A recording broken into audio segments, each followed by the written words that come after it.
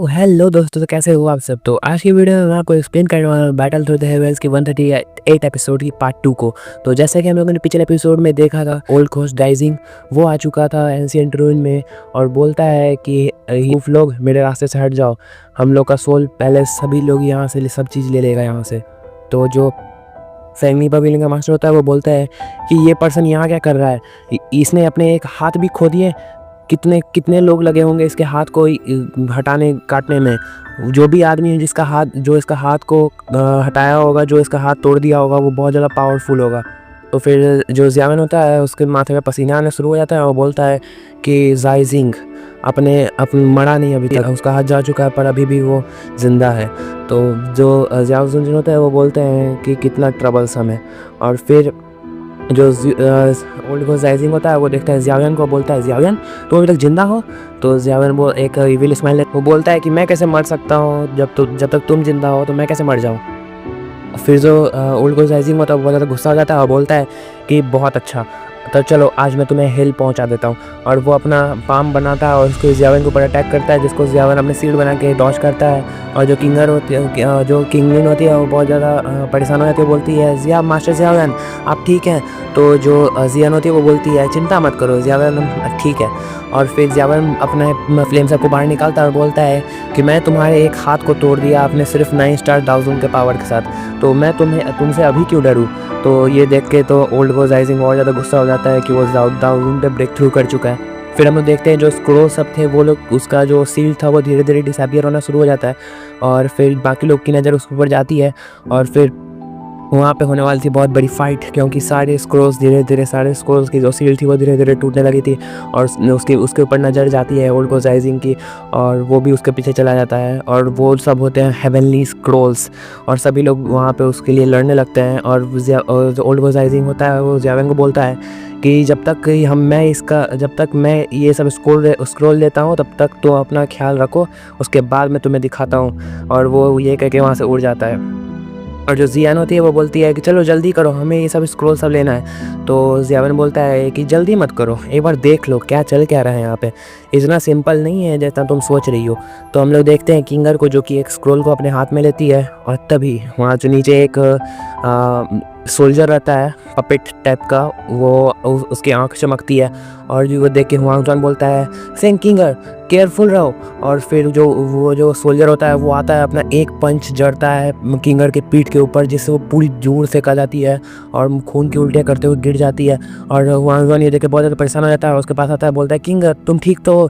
और फिर वो बोलती है कि हुआंगजान ब्रदर ये लीजिए स्क्रोल। और फिर जो वहाँ वो जो पपेट होते हैं वो अपना तीर कमान निकालते हैं और शुरू हो जाते हैं धड़ाधड़।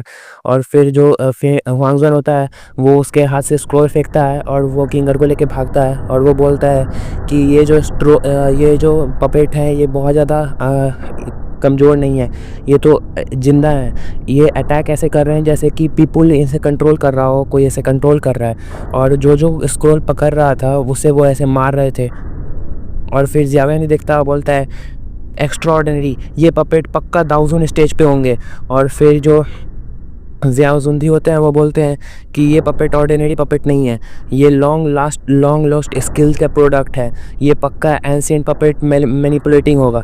तो ये सुन के लिटिल फेयर डॉक्टर बोलती है एंशिएंट पपेट मैनिपुलेटिंग ये क्या होता है। तो वो बोलते हैं कि एक स्किल है कल्टीवेटर के सोल को ड्रेन करने का, उसको सील कर देने का के लिए पपेट का बॉडी के अंदर ये हेल्प करता है पपेट को एक एक्स्ट्रा ऑर्डिनरी पावर को गेन करने में, जिससे कल्टीवेटर जो होते हैं वो जब वो अलाइव हो वो ऐसा पावर पपेट के पास चला जाता है कि वो एक ह्यूमन टाइप का लगे। और फिर जो ये सुन के लिटिल फेयर डॉक्टर बहुत ज़्यादा परेशान रहती है और बोलती है कि इसके लिए तो पक्का उन लोगों ने एटलीस्ट 10 दाउजून को मारा होगा। और फिर बाकी लोग बोलते हैं कि एंशिएंट रूइन सिटी बहुत ज़्यादा क्रूएल्टी से भरा हुआ है।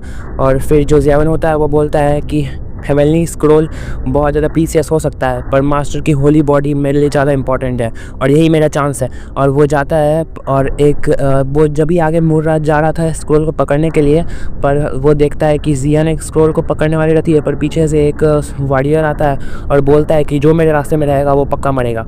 और वो ज़ियान के ऊपर अटैक करने वाला था, पर तभी वहाँ पर ज़ियावन आता है और अपने फ्लेम को एक्टिवेट करके उसको जला देता है, बोलता है मेरे रास्ते से हट जाओ।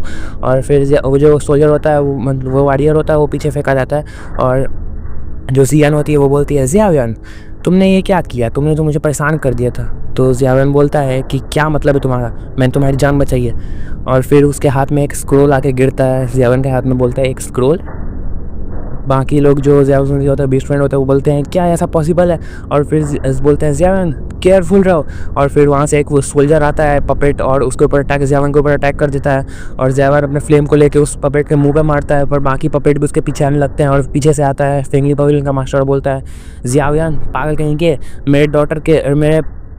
मेरी बेटी का स्क्रोल वापस दो मुझे, वो एक हेवनली स्क्रोल है और वो मेरा है, समझे। और वो अपना जो ज़ियावन बोलता है कि अच्छा, और अपने पपेट को उसके साथ नचाने के लिए भेज देता है। और वहाँ पे डांस शुरू हो जाती है उन दोनों के बीच में।